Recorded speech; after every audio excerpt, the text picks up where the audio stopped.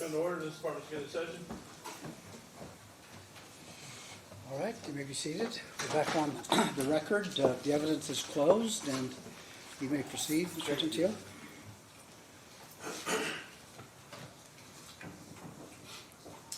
I'd like to start out with why this proceeding, and not just this one, not just the one in front of you, but all similarly situated proceedings are so important. I know that this court does not have a criminal docket, but there is a concept that it's actually a principle of law that I have never seen applied outside of criminal law. That doesn't mean that it isn't. And the concept is called structural error. And structural error means a defect affecting the framework within which the trial proceeds, rather than simply an error in the trial process itself. That is important because structural error is an automatic reversal. And when I get to talking about Echeverria and Curry, I'm going to address that. It's an automatic reversal because it cannot be susceptible to a harmless error analysis, such as an error that occurs during the trial. For example, the exclusion of evidence or the inclusion of evidence or things of that nature. So and there are only a handful of errors that can be structural error. In the case of Arizona versus Fulminante, which is at 499 U.S. 279, and I'm really kind of reading from pages 306 through 312, I'm kind of summarize it, but that's where you'll find it. Examples of structural error include total deprivation of the right to counsel at trial, a judge who is not impartial, the unlawful exclusion of members of the defendant's race from a grand jury, deprivation of the right to self-representation at trial, and deprivation of the right to a public trial. None of those is susceptible to a harmless error analysis. So, why is that important? It's important because, as we saw in Echeverria and in Gurry, 30 years after the conviction, 30 years after the conviction, and without any kind of an analysis, because there can't be one, as to whether anything that was done by Judge Lehman at those trials affected the outcome, without any analysis at all, when you read the cases. Same thing with Barasini, we're going to get to that in a minute. The case is reversed because it's structural error. And so the ruling of this court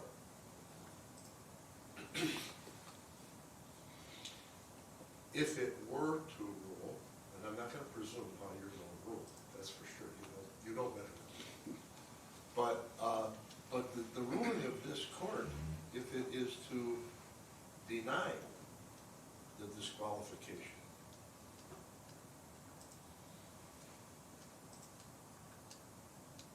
it has legs, let's put it that way.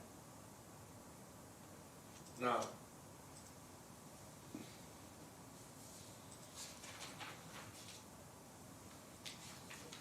the concept that we're dealing with here is not bias, actual bias. It is implied bias. Why is the difference so important? Justice Frankfurter, in a case called Public Utilities Commission of the District of Columbia versus Pollack, that's P-O-L-L-A-K, 343 U.S. 451 to 466. Justice Frankfurter wrote, reason cannot control the subconscious influence of feelings of which it is unaware. When there is ground for believing that such unconscious feelings may operate in the ultimate judgment, or may not unfairly lead others to believe they are operating, judges recuse themselves. They do not sit in judgment. They do this for a variety of reasons. The guiding consideration is that the administration of justice should reasonably appear to be disinterested, as well as to be so in fact. And that's really what we're here about. Now, it's important in every case, but as you can see, and it has been testified to by Lieutenant Dudley, this is a very high-profile case, no question about it. And so in a case of this nature, where the public is paying attention to it, that perception, the public perception of fairness, needs to be carefully ensured. I'm sorry, I don't know if you can hear it. My hearing aids are making me hear it. Needs to be carefully handled. In Aetna Life Insurance Company versus Lavoie, 475 U.S. 813 and 825, the United States Supreme Court said the due process clause may sometimes bar trial by judges who have no actual bias and who would do their very best to weigh the scales of justice equally between the contending parties. But to perform its high function in the best way, justice must satisfy the appearance of justice. And in Caperton versus A.T. Massey, which is really the lead case, and when you read Echeverria, you could see that because they so embrace it. And as did Judge Bluthman, I'm going to get to that as the last thing I covered. In that case, the Supreme Court of the United States, that's 556 U.S. 868 and 881, said inquiry is to be made under a realistic appraisal of psychological tendencies and human weakness.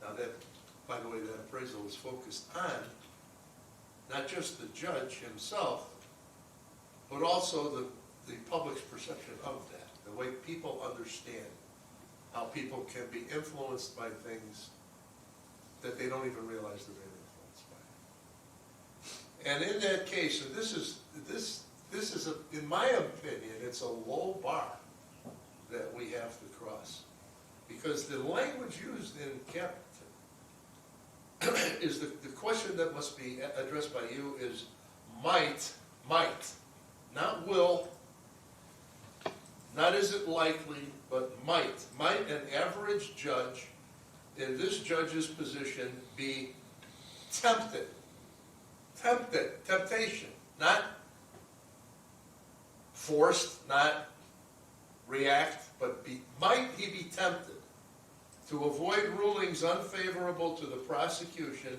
in order to appease, in this instance, the Las Vegas Metropolitan Police Department's Intelligence Division, and avoid any further investigation.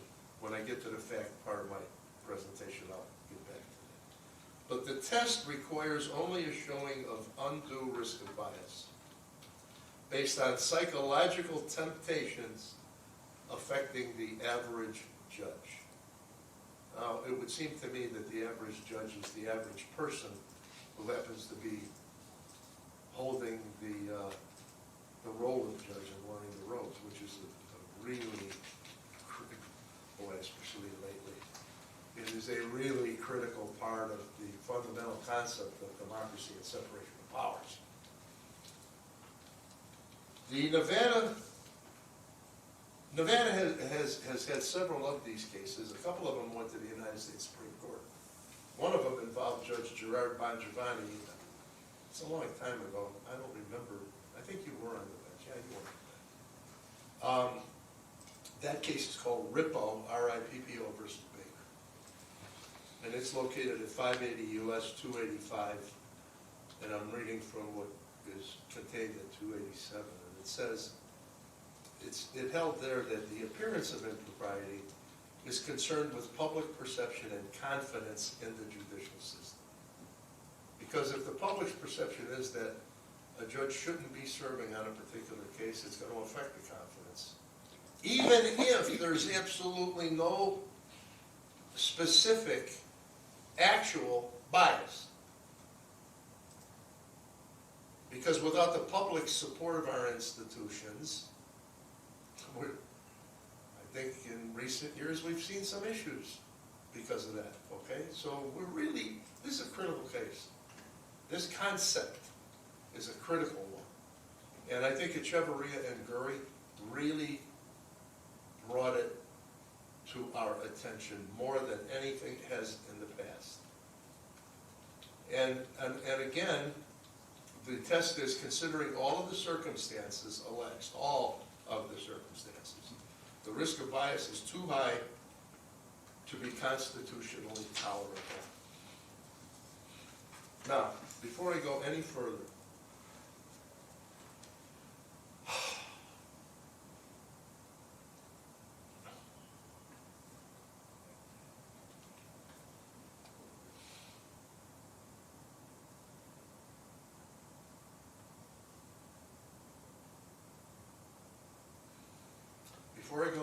I want to pay homage to Jack Lehman.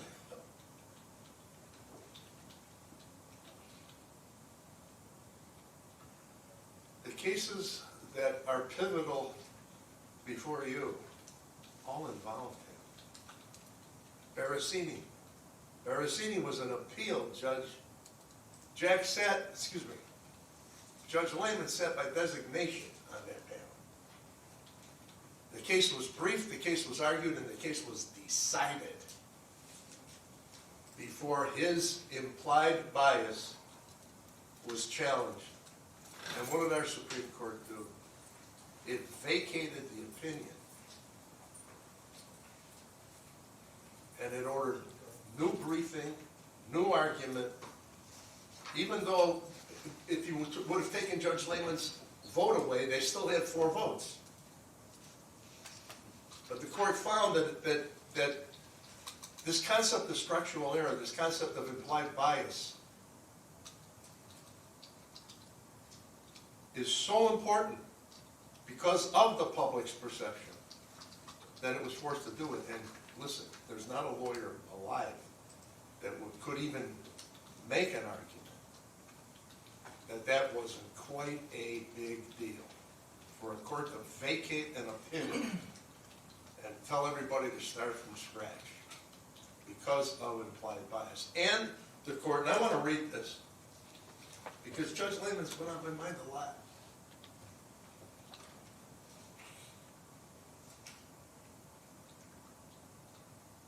In Barasini's at 111 Nevada 431.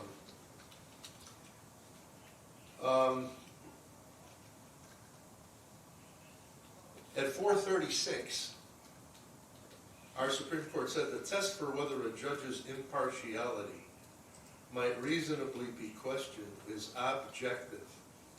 Whether a judge is actually impartial is immaterial. The primary case that Judge Israel relies upon is Barasini. The primary case he relies upon. And frankly, with all due respect to Judge Israel, boy, this gives me a lot of pain. I've never done this. But with all due respect for him, his responsive affidavit really only focuses on the question of actual bias. And that's not the question before this court, because I don't have any proof that Judge Israel is actually biased. And I'm going to say that. It would be an entirely different route that we would take if we had that.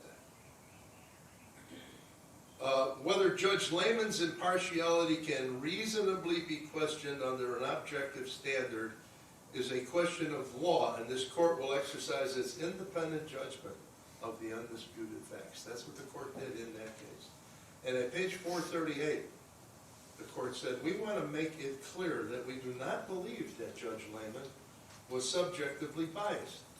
We are familiar with Judge Lehman's integrity and character, and we know that Judge Lehman would not have participated in this matter if he was in any way actually biased against Barasini or partial toward the appellants. Nonetheless, we conclude that we must grant the motion to disqualify Judge Lehman. This was a motion in the Supreme Court.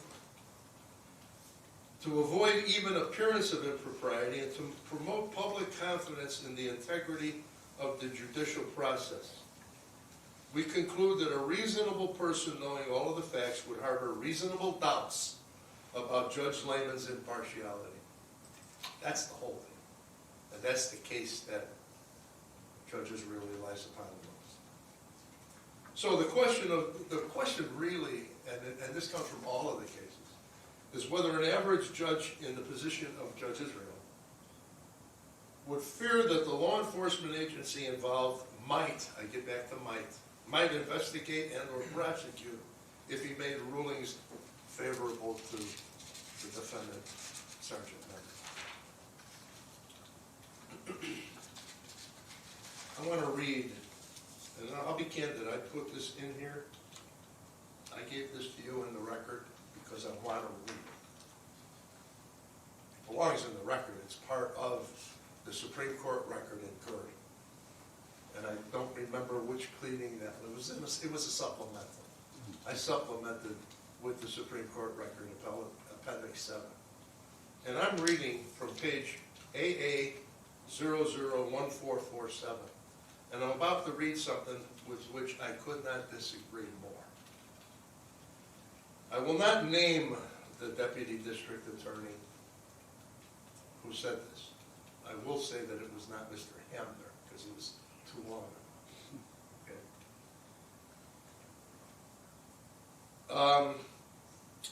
But this is what he said.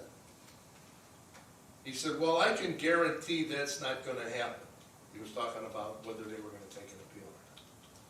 I mean, it's my position, and I don't necessarily disagree with the court that, it's really disturbing that the justice system in the state of Nevada in 1990 had Jack Lehman sitting as the judge on this case. That's not the issue. The issue is you're going to find that the Supreme Court made errors in their interpretation of evidence, and how does a district court judge do that? You can't. To which Judge Booth said, I don't know. I couldn't disagree with that statement more. Jack Lehman was an important man to our community and a great judge. All right, but yet we've got 3 cases that we're dealing with.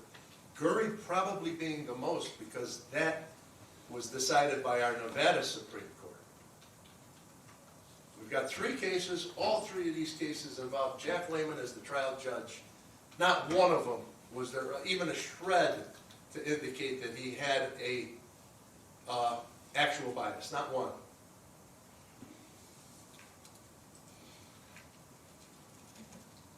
Echevarria, Gurry, and Barasini all involve relationships. The relationship between the judge, the investigative agency, and its involvement in the case that the judge was presiding on, that would give rise to a possible temptation to the average judge to not hold the balance nice, clear, and true. Excuse me.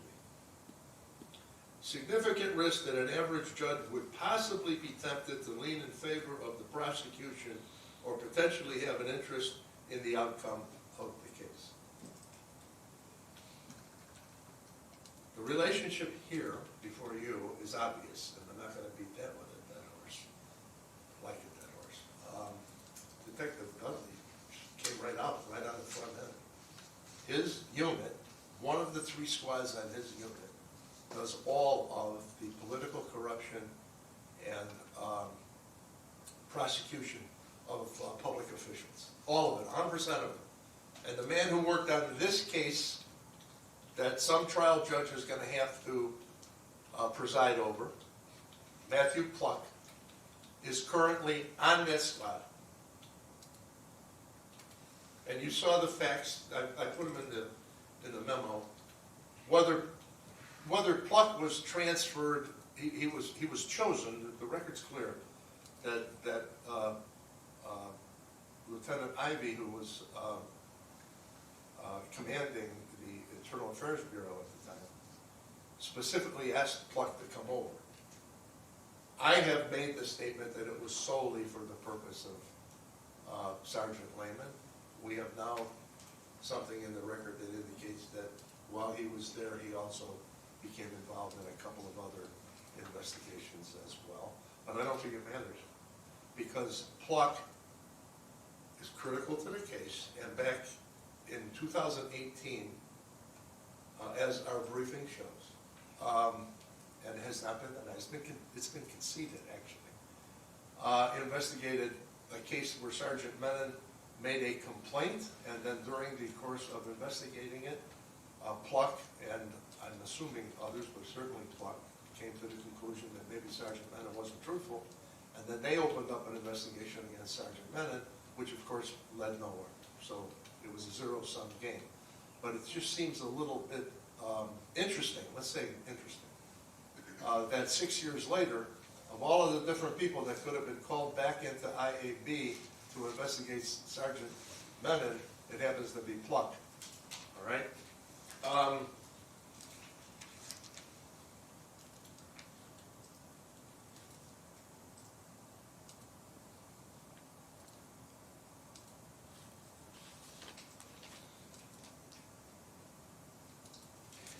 That section, that very same section, the one that Pluck is involved in, the one that Lieutenant Dudley is the supervising lieutenant in, is exactly who is responsible, and they concede that, for conducting an investigation with regard to Sarah Israel's allegations, which you're going to see, so I'm not going to bother arguing what they're about or even characterizing them. You're going to see them yourself.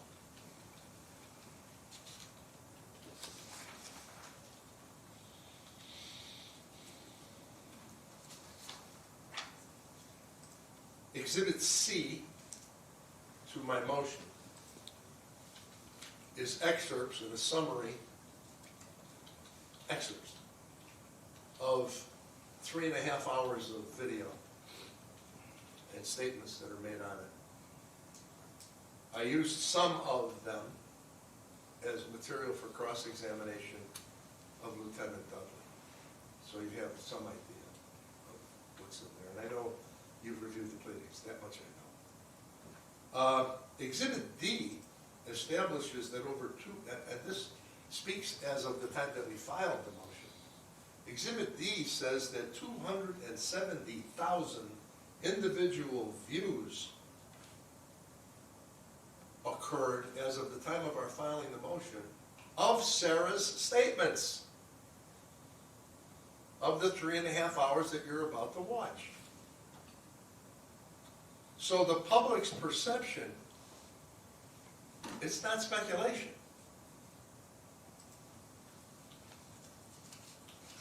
Now, let's look at this sort of on a timeline. What set this into motion, what set us being here into motion, was Sarah's publication on social media and on YouTube. We don't know the precise date, but it was sometime in the last quarter of last year. Sometime in January of this year, and my memory is January 18th, it came to my attention, and that's in the record. And what came to my attention was what was published on the YouTube channel of Veterans in Politics. I had a couple of choices to make. I could have just acted on it, but I thought that should not occur. I think the first thing that needed to be done, and what at least I thought needed to be done, was to let's verify as best we can a couple of things. Number one, is that Sarah? I don't know Sarah. And number two, was this ever communicated to law enforcement? And so that's how Steve Sanson got involved. I asked somebody if they had a contact info for him. They said they did. And the next thing that happened was Steve contacted me. And I asked him, and he testified. Did you post this? Yes. To your knowledge, has it been communicated to law enforcement? Yes, I sent it both to Sheriff McMail and to the district attorney. At that moment, I knew, assuming the credibility of Mr. Sanson, as backed up by his willingness to take a chance and send me a couple of text messages, that a communication had probably taken place. And that's what gave birth to the thought, is there a connection here that could become problematic? Because of course, by that time, I knew the involvement of Detective Pluck and the connection with criminal intelligence and the connection with criminal intelligence investigating elected officials. There was no question at that point in time that if an investigation was going to occur, that it had to be criminal intelligence that did it. All right? And so that set it into motion. Now, I do not apologize for my emails. I really do believe that that is precisely what I must do in order to fulfill the Sixth Amendment right to effective assistance of counsel, because conducting an investigation, if you don't do one, can amount to ineffective assistance and wind up getting a case reversed.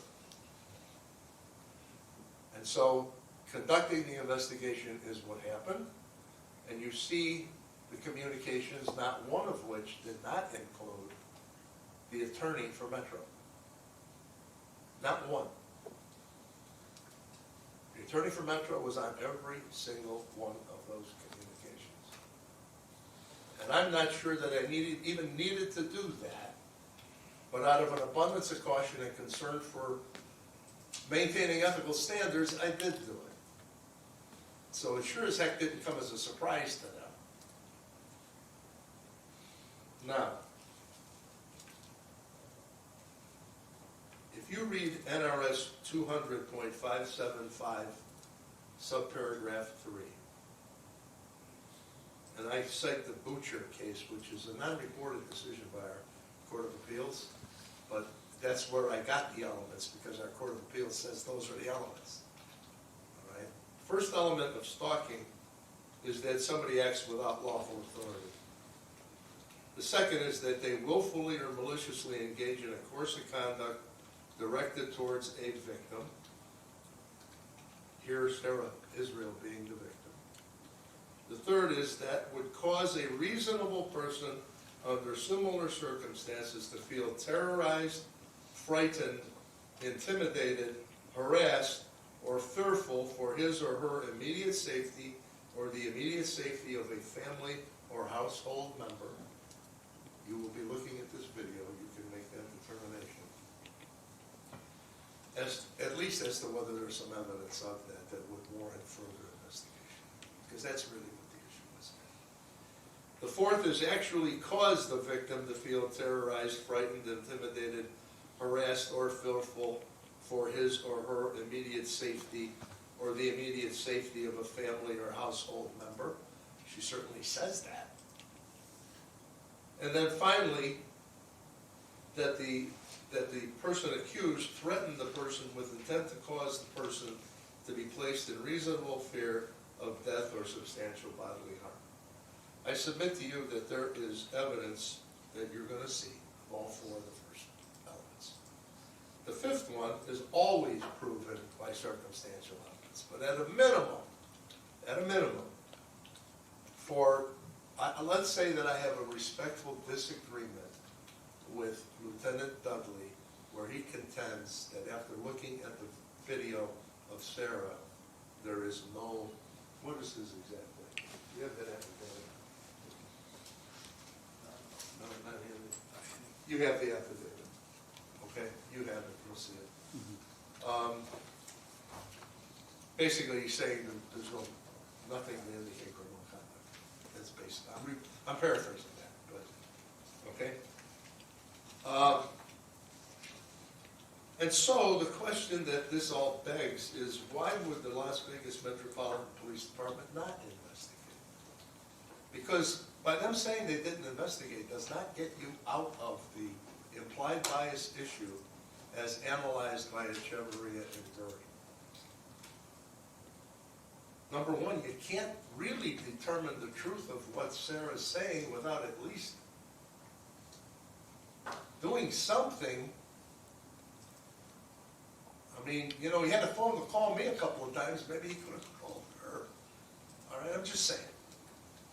Number two, a reasonable person might be suspicious as to why there was no investigation, and now the entire community knows because Lieutenant Dudley said so, and we had a camera in here. All right? So there might be some folks out there saying, you know, that why? Why didn't they pick up a phone and call Sarah? You know. I think a reasonable person out there, putting themselves in the place of the father of Sarah Israel, whether he be a judge or not, has a legitimate reason to think to themselves, you know what? If that was my daughter saying those things about me, I'll bet you I'd have been investigated. And that goes right to the heart of this question of the published perception of the fairness of Judge Israel sitting on this case. Was Judge Israel aware of his daughter's accusations about him? Well, we don't know, do we? They never asked him. Was he aware that if believed they were criminal in nature? I'm going to tell you what, I haven't done a research of his docket, but I'll bet he's had plenty of stalking cases. Was he aware of Las Vegas Metropolitan Police Department's efforts to ensure Sergeant Menon's conviction? Ray Charles can see that. A blind man can see how much they want to convict Kevin Menon. And surely this community can see it.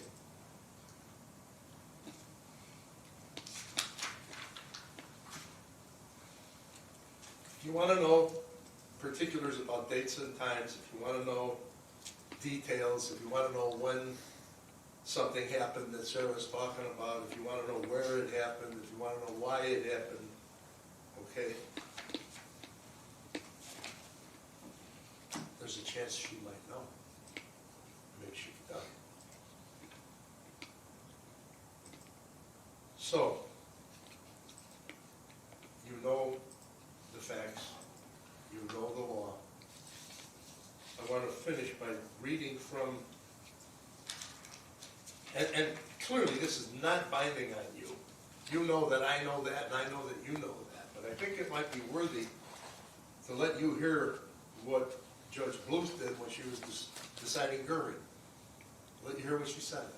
And I'm reading from AA 001449 of the appendix, the Supreme Court, the appendix to the Supreme Court decision, which I believe was a supplement to my reply to the state's opposition to the motion to disqualify. I think that's where it is.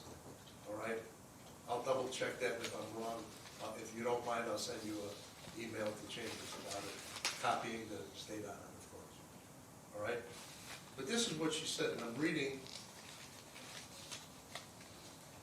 from starting at line 9. But the other thing I looked at was whether or not Judge Lehman had actual bias versus whether or not there was implied bias. And when you look at the United States District Court's opinion They went into a lot of the law that's found in the Caperton case. And so I consider whether or not the relationship between Judge Lehman, the FBI, the murdered FBI agent, and the FBI's involvement in the case would give rise to a possible temptation to the average judge to not hold the balance nice, clear, and true. I think that's it. Constitutionally intolerable for the judge to have presided over this case. The risk was too high to allow confidence that the case was adjudicated fairly by a neutral and detached arbiter, constituted an unfair trial for Mr. Gurry. I want to close with one observation about Gurry. Gurry was represented by David Wall when he was a public defender. David Wall testified at that hearing. His testimony is in the record too. But David Wall was told by Judge Lehman that there had been an investigation of the Colorado River Commission when Judge Lehman was the chairman. Okay? Bob Bigby was involved in that. There were a lot of people that were pretty prominent in our community. All right? Judge Lehman told them that. And David basically did not think that it would matter. And so he did not make an objection to Judge Lehman's sitting. So with his trial lawyer essentially waiving the issue, 30 years later, because it's structural error, and based on a finding that David Wall wasn't told everything, all right, he didn't have as much information as the Echeverria got later, Judge Bluth granted that writ, and our Supreme Court affirmed it. So I submit to you, these issues don't come up very often. I have no reason to believe the truth or the non-truth of anything that Sarah Israel said. I had no reason and never will tell the sheriff that he should investigate a judge. Not going to tell him that, okay? Did I suggest it? Probably every way you can. But not because I believe Judge Israel did something bad. It would seem that, candidly, if I were in Judge Israel's shoes, I'd want an investigation so that I could clear myself. These allegations are just hanging out there, and no one's ever answered them. One lieutenant said, I don't believe them, so that's as far as we're going. Public's perception is going to be impacted by that. I submit to you that you should, as much as I submit to you that the record before you supports entering an order disqualifying Judge Israel. All right, thank you.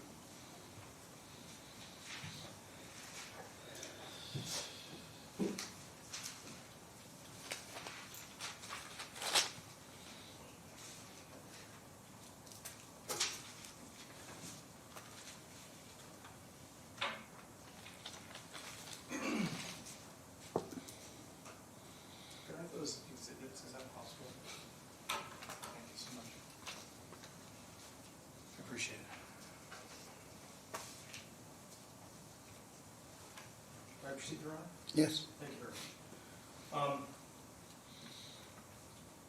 I want to start by seeing if there are some things that both parties can agree upon. We agree that the controlling law, in terms of bias, has nothing to do with actual bias, because there has been absolutely no evidence of actual bias on behalf of Judge Israel. So we can agree with that. The only possibility legally to be a basis for disqualification has to tie to implied bias under Echeverria and its progeny. And I'm going to get into that in a minute. But one of the things that wasn't addressed by the defense that I think is important, because I heard counsel mention that this is a low bar. That's not true. Nevada law is incredibly clear that judges are presumed to be unbiased. They are presumed to be impartial. Therefore, the moving party moving to recuse the judge bears the burden to establish sufficient factual grounds to warrant recusal or disqualification. We know that from a bar. The Judicial Code of Ethics states that a judge has a responsibility to decide the matters assigned to him or her, except when disqualification is required. And a judge's determination to not voluntarily disqualify himself pursuant to the Nevada Judicial Code Conduct 2.11 must be given substantial weight and should not be overturned absent a clear abuse of discretion. And we learned that from Barricini. We know that there is a heavy presumption in favor of judicial impartiality, and the factual basis to overturn and to make a determination that it would be a clear abuse of discretion for Israel to not recuse himself, it actually has to be based on sufficient facts and not mere speculation. That is the law, the standard that we then turn to Echeverria. And when you look at Echeverria, factually, we are dealing with apples and oranges. In the Echeverria and Gurry matters, they were co-defendants. What did we have happen in that case? Agent Bailey was an FBI agent who unsuccessfully tries to thwart a bank robbery, and he is killed by Echeverria, and Gurry is the getaway driver. The FBI takes an intensive role in investigating all factions and manners of the case. And ultimately, Judge Lehman is the presiding trial judge. The concern becomes Judge Lehman had been investigated for years by Agent Bailey, the victim in the case. Agent Bailey not only went to the U.S. Attorney's Office with his completely concluded investigation seeking a prosecution of Judge Bailey. When they told him no, he then turned to the Nevada Attorney General's office, who declined to prosecute.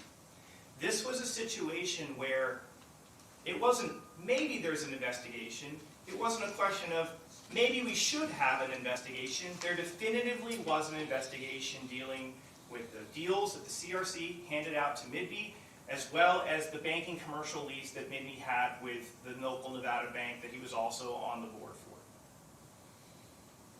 We don't have that in this case. There has never been an investigation into Judge Israel for his entire life. We know that from this evidentiary hearing, and there is no genuine dispute as to that determination made by Metro. We've had the testimony of the witness they called, Lieutenant Dudley, and he told us unequivocally, there's never been an investigation, and there will not be an investigation. And so when you bring yourself to the holding of Echeverria, the ultimate test, the test is this. They said in Echeverria, quote, whether the average judge in Judge Lehman's position is likely to be neutral, or whether there will be an unconstitutional potential for bias. For an average judge in Judge Lehman's position, there would be an unconstitutionally intolerable risk of bias. An average judge in that position would have feared that rulings favoring Echeverria, tipping the outcome towards the acquittal, or a sentence less than death could cost him his reputation, his judgeship, and possibly his liberty. That is why, forget actual bias for a second, Echeverria, the risk impliedly would be you're presiding over a case where your victim sought to have you criminally charged to 2 different agencies, and everyone involved, all these witnesses, are all part of the same FBI. And if you make a ruling that doesn't go in favor of the state, they can come after you and bury you with criminal charges. That's why implied bias was, as they held, obvious to anyone who knew the full set of facts. But we don't have that here. There's never been an investigation conducted by Metro. There isn't an investigation being conducted by Metro. There won't be an investigation uncovered by Metro. And we've learned it from the 4 corners of those declarations by Lieutenant Dudley, as well as his testimony. And that is why this entire argument falls apart. Because what the defense is asking this court to do, even though there is a presumption in favor of allowing him to stay, he has indicated he wants to stay. There is no evidence, a shred of evidence of actual bias. And we now know there has never been an investigation, nor will there be. The suggestion now is because the defense, in their opinion, thinks, I think this might qualify as aggravated stalking, because that's where we are now with their argument. And notably, Your Honor, when they filed their brief, that was not the position. The position on March 10th, when they did not have the answer, nor did they seek it, as we've learned from this evidentiary hearing, the position from the defense, when you read their initial motion to disqualify, when you read it, their position is, we're not sure if there's an investigation or not. Because if there potentially is, that's a problem, because there's a risk of implied bias. But because we now know the answer, and the answer is no, the analysis is over. Echeverria is not applicable. And the danger, and when they mention that this is an important case, the state completely agrees for a different reason. Because what we've learned from the timeline here is this. There never was an investigation into Judge Israel. The only time that even starts begins on February 28th, when Mr. Gentile directly emails the sheriff at the Las Vegas Metropolitan Police Department. That is concerning because that doesn't typically happen. Lieutenant Dudley testified as much. What is concerning is the email doesn't fully, in a matter of candor, disclose the relationship the defense counsel has to the Menon case and Judge Israel in the inquiry. And as Lieutenant Dudley testified, both the sheriff and himself were in the dark and didn't exactly know why are they doing this. But they did him a favor. They looked into it, and they determined there's nothing here. And what is really concerning is, even though there was a request via email on February 28th that we must have an answer from Metro by the 4th, citing exigent circumstances, which has never been articulated. Still don't know what the exigency was. Presumably it would be because they want to file this motion, right? The defense never reaches back out to either Sheriff McMahill or Lieutenant Dudley. And they're certainly capable of doing so. And the state would submit because they couldn't receive the answer. Because they knew the answer would be no. And how do you know it? You just need to watch the video. I cannot stress the importance of watching those 3 to 4 hours of her talking. It is very, very telling. I have watched it. There is about 30 to 45 minutes in the beginning where she just circularly says things like, okay, we're going to do this. It's all brakes, no gas. All brakes, no gas. We're gonna talk about this. We're going to just talk about this abuse for 30 years. Without ever really, doesn't name her father by name. You don't even know who she's actually talking about at that point. And it kind of goes on and on. And there's never any specificity about these things. It's not like last summer or a couple of years ago or this happened. It doesn't describe that. And the only times that Sarah really gives you details is when she's lamenting, like, I had a dream that I wanted to go at the age of 30 to Japan. Now I can't do it because my dad won't pay for it. Or I'm super frustrated that my bank account, where I'm entitled to get all this money at 25, I have to have my father as like a joint co-signatory, and I'm frustrated because I don't know how to open up a bank account. Or I really wanted to go to the Mayo Clinic and get the executive treatment that they get. And I'm frustrated because when I called, I spoke to the secretary, and she was like, oh, do you know Judge Israel? And at that moment, I just hung up the phone because I knew the fix was in, and I could never go there because they are connected to my dad. I mean, when you just listen to it, it's just really sad. But it's not criminal. And it's the reason why we have screeners. We have his testimony. These things have to get screened. And he does do a fact check. Because if a woman gets up there and says to 270,000 people, my father ordered police to invade my home, use his power to get police to come into my home, and that is fact checked, and there is absolutely no record of that, that is a damaging indictment on her credibility and substantively what she's talking about. And the only witness in this evidentiary hearing who has any training or experience in making those determinations is Lieutenant Dudley. And unequivocally, that is his determination. And, Judge, if his emails to the sheriff are to be believed, he should be taken at his word. He says to the sheriff, I'm not suggesting that you investigate this or that you don't. That is entirely up to you, and I have great respect for your ability to make that decision. That is what he tells Sheriff McMahill on March 4th.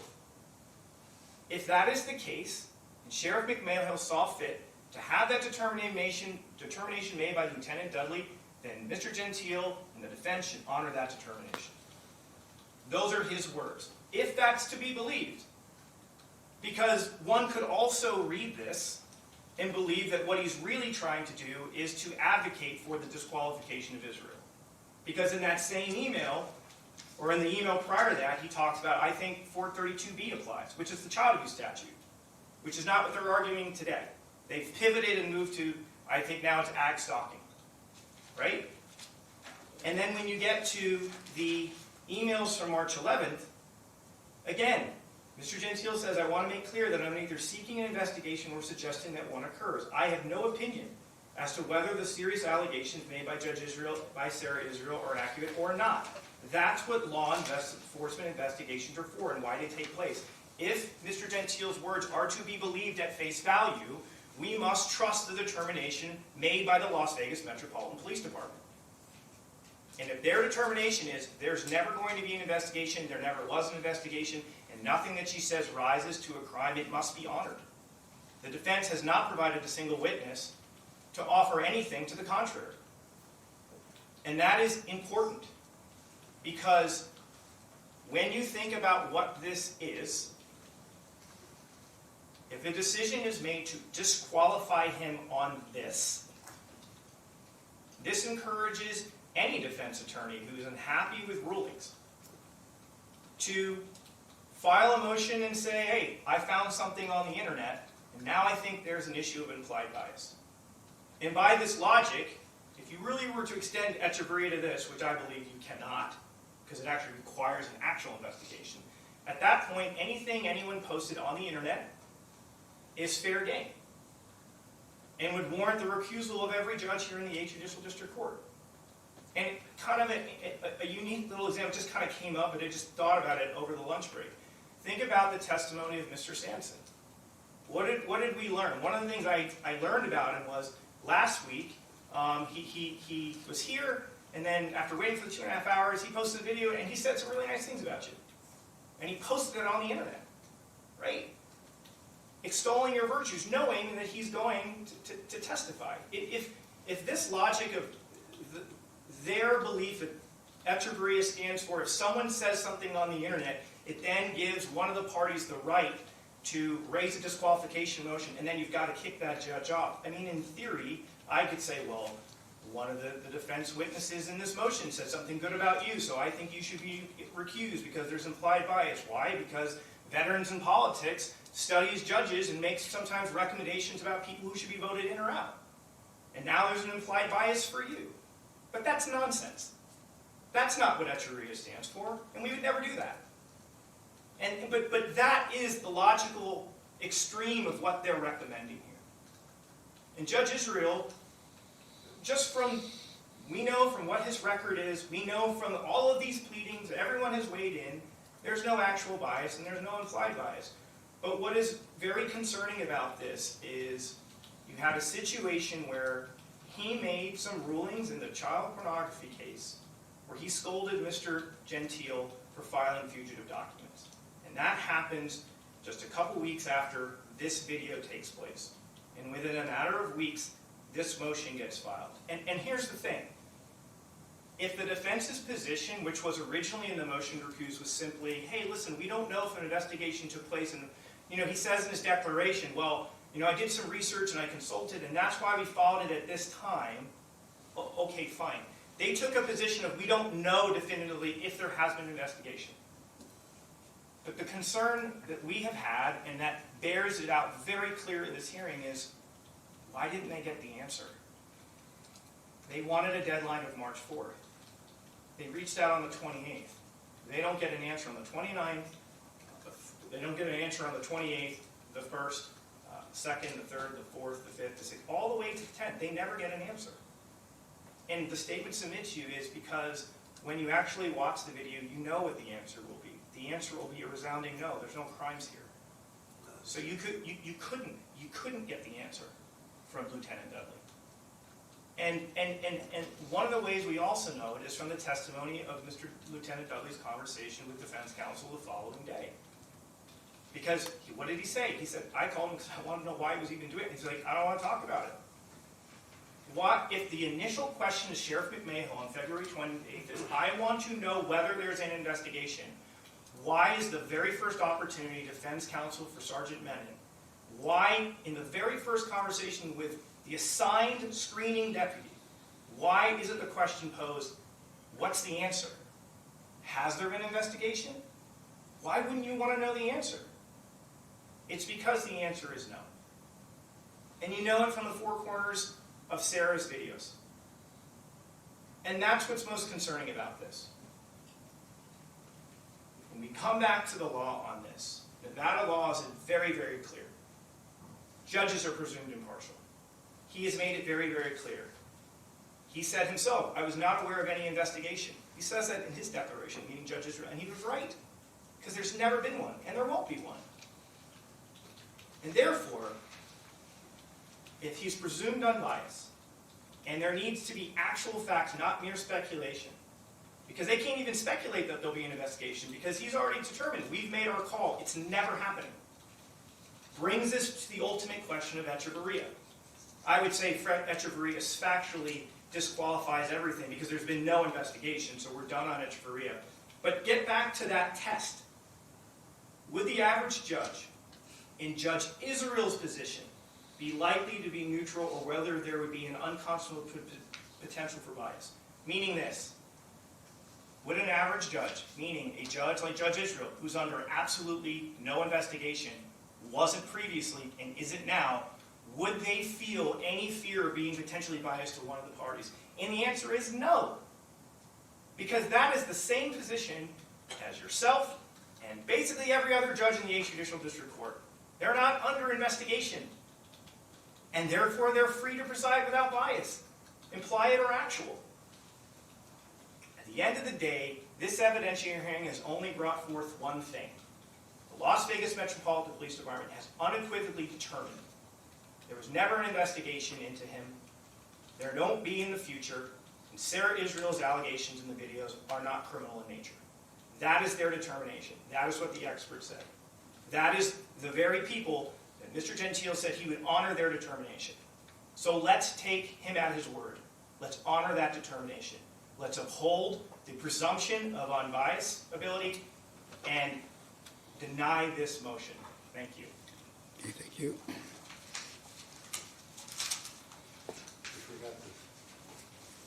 Oh, sorry, those are the exhibits. I'll just bring them up to the... Thank you.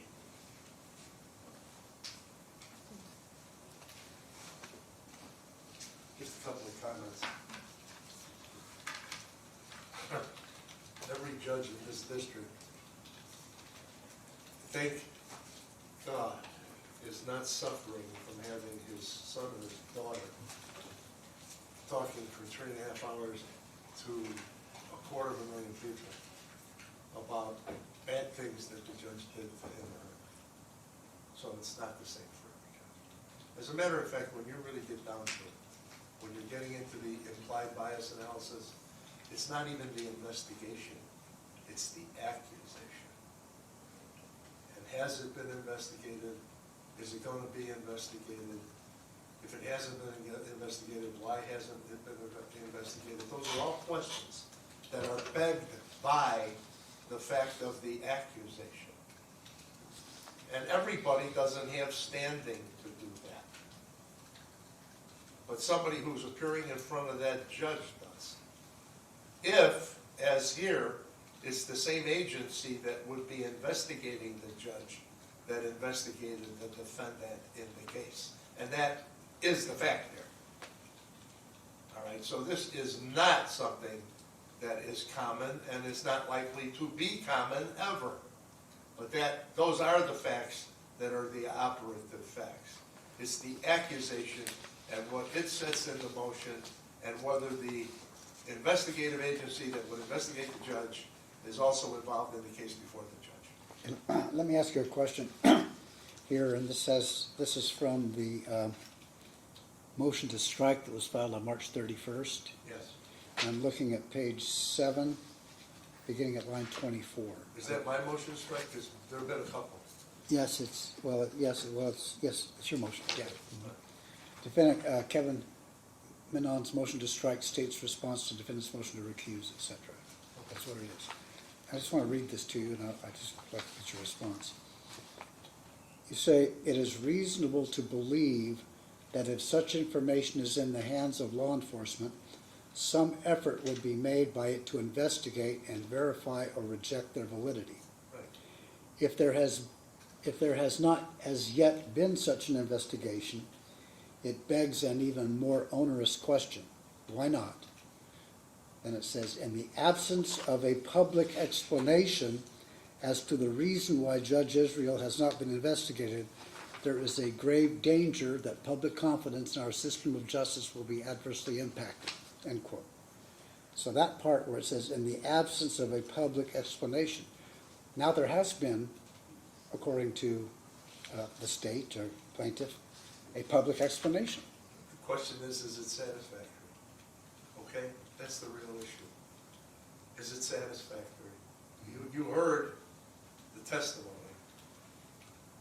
I mean, if we get to a point where the, a single law enforcement officer, even a lieutenant, can himself make a determination with regard to the credibility of the things that you're about to watch, and that could put an end to an investigation of a public official,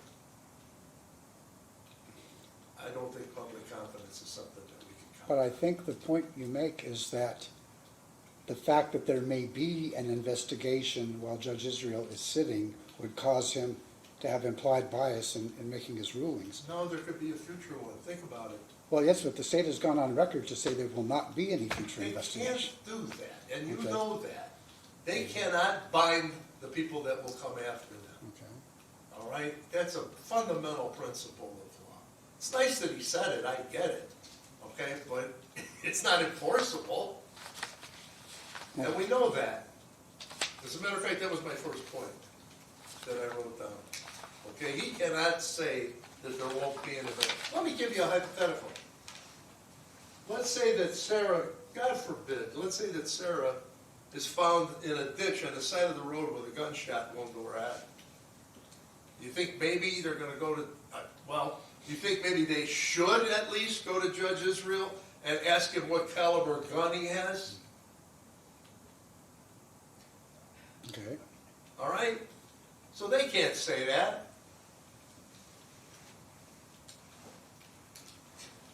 Look like you're loading up on me again. So. No, I'm not loading, I'm just conceptually, has the state essentially admitted or made an admission that would render prosecution of Judge Israel fruitless? In other words, have they I made? said that? No, I'm wondering if, in the context of It's not what's, enforceable. what's been contended by the state as to there will not be, that was said many times, there will not be an investigation. Yeah, sure. Has that essentially constituted an admission that there's no basis for proceeding against Judge Israel? Everything that any law enforcement, everything that any human being says is conditioned upon the facts as they exist at the time it was said. Let's go back to my gunshot Okay. wound on the side of the All right. road. All right, it's not binding. I can't bind the county commission. I can't bind the governor. I can't bind you. What they just said is essentially worthless. Nice to hear. Nice to hear. I'm sure Judge Israel likes to hear it. Okay, but it's not enforceable. Because you know why? Because it's policy, and policy is never enforced. Okay. A couple other comments, if it's okay? Yes, sure. Okay. You know, sort of a play off of that.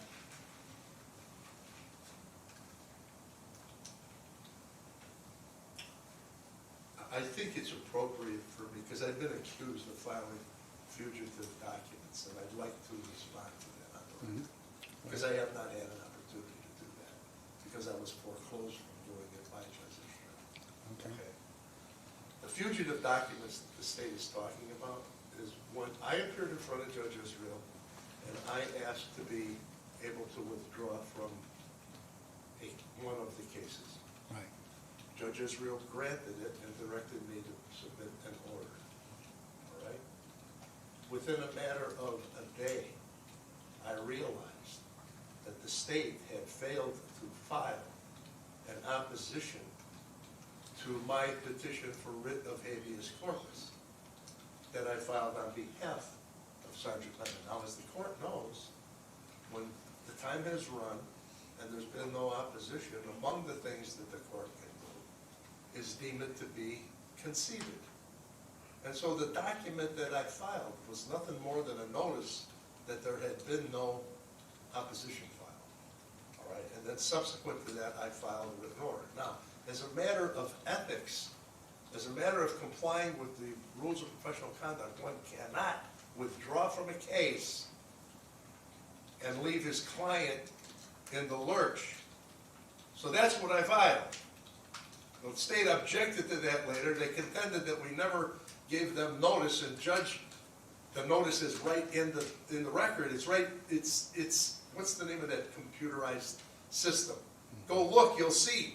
It says they got served, all right? But I wasn't able to address that because Judge Israel said that I was no longer counsel, so I couldn't speak for You're talking about Odyssey? Odyssey, all right? Take a look in the Odyssey, it says it. They got served, okay? So I don't want to rehash all of that, but that's kind of nonsense to be bringing that up in the context of this. If you think that I filed a motion to recuse, to disqualify Judge Israel because he chastised me, I can only tell you that I am not a virgin to being chastised by a judicial officer, and it's the first time in 53 years I ever filed a motion to disqualify a judge. Okay? And I think that anybody that stands in the position in the wall of one of these courtrooms, if they do it right, once in a while they're going to get chastised. All right? So, but I wanted to make that clear. So, and with regard to 432B, you know, there's an allegation that Sarah makes about children still being, I mean, the inference is that they're either still in the house or may be in the house. Okay, and that is, I knew nothing about the ages of those kids, nothing. But it jumped out at me that if they are kids, 432B is involved. 432B, I don't know if you're aware of it or not, but, okay, so you know what I'm talking about. All right, so I did what I thought needed to be done by an ethical attorney, period. Okay, nothing more. And that's it. I don't really have anything else to say. I had one other question I wanted to ask you here. I'm looking at the item that I mentioned previously, and I've read the briefing in this case. This has to do with the fact that there's the oppression case and the pornography case, right? Yes. Right, as I recall. And the state, the opposition, I should say, to the motion has made the point that the attorneys in the other case have not sought to Yes. disqualify The Judge answer to the Israel. question is yes. And then I was looking at page 9 of your brief, and it's the italicized heading is, all defense attorneys for Echeverria on the matter would have moved to recuse the judge. And then you say, all the defense attorneys in this matter have moved to disqualify Judge Israel. And That's accurate, all right? So Have what they? you're asking is, why didn't the other guys do it yet? well, they haven't done it, They apparently. haven't done it yet, Oh, okay, but they are still within time to do it because Judge Israel has not ruled on a contested matter, I see. okay? And I talked to Mr. Draskevich this morning, and he told me to tell you that that's where they're at. So it's Okay. not like they have waived it. I see, okay? okay. But I'm carrying the water. And then I guess I do have one final question. Sure. And that is, as you know, judges have a duty to sit, and that's the premise. Okay, that we start with that premise, okay? Yes.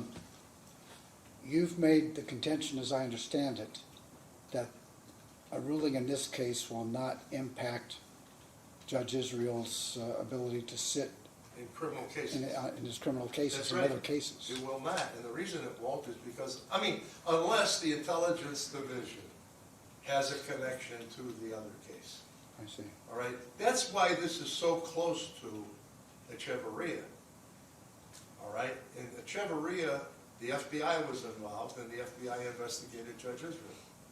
All right, in this case, criminal intelligence was involved, and if you didn't know before today, you know now that it's the public integrity and public official squad at criminal intelligence that investigates any Okay. elected official. All right, now you will have the last word, but since I have posed some questions to you, I'd like to give council an opportunity Sure. to address the questions that I've posed, and then you'll have the last word. It's your motion. Thank you. Thank you very much. Yeah, if I could address those. So if we could start with the question about now that there's been a public explanation. And I think the court has hit the nail on the head. Because that was the tenor of the original motion, which was we don't know yet. We're in the dark. But we're not in the dark now. There's been a public explanation. It's been under oath, and it was literally by the defendant's own witness. They called Lieutenant Dudley, not the state of Nevada. They called. So it's unequivocally clear. There is no material fact in dispute. That has been decided. And Echeverria doesn't stand for the idea that a defense attorney subsequently can second guess a determination made by Metro in their criminal intelligence section. That must be accepted as true. That is the truth. And when we get to that idea, like, well, they can't bind Metro, the premise of this motion is that the video is the predicate basis to create implied bias for Judge Israel. And Metro has said there is no criminal crimes being alleged by Sarah based on that video. And that is not changing. And that is the testimony of Lieutenant Dudley. It's not mine. I'm just parroting his under oath testimony. He was the defense witness. So that addresses that issue. As to the issue of the attorneys not yet seeking to file it, this motion has been pending forever. Everyone in this room knows that if Robert Draskevich, who handles the other two matters, he's as experienced as a defense attorney as it gets in this community. If he thought there was merit to it, he would have filed it. It's not here. What is he waiting for? And the answer is, I believe, it's because when you watch the video, you know. You don't need Lieutenant Dudley to testify to it. You can watch it yourself, and it becomes really clear. And that's why his name's not attached to it. And Singer was on the child pornography case before, and he didn't file it either. It's incredibly telling. The two other lawyers, similarly situated, exact same judge, doesn't make this call.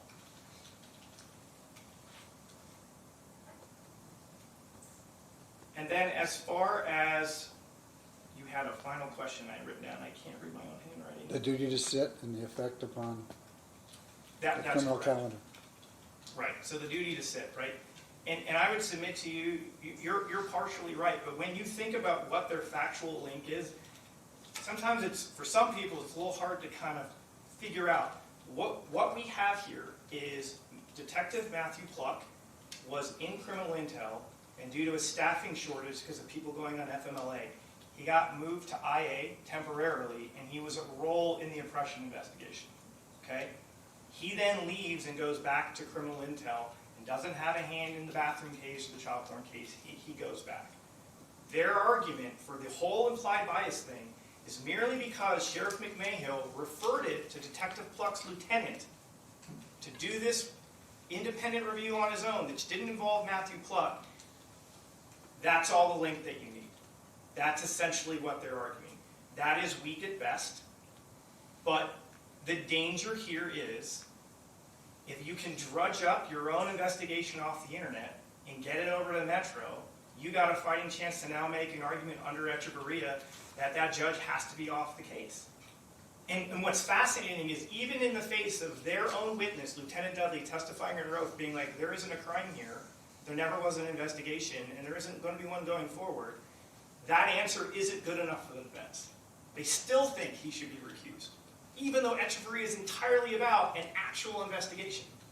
So the bottom line is, whether you look at the testimony here, the pleadings, the emails, Echeverry itself, and most importantly, the law surrounding enabling a judge to preside over the cases that are assigned to them, no matter where you look, this argument, this motion has no merit, it must be denied, and Judge Israel should be allowed to continue doing his job.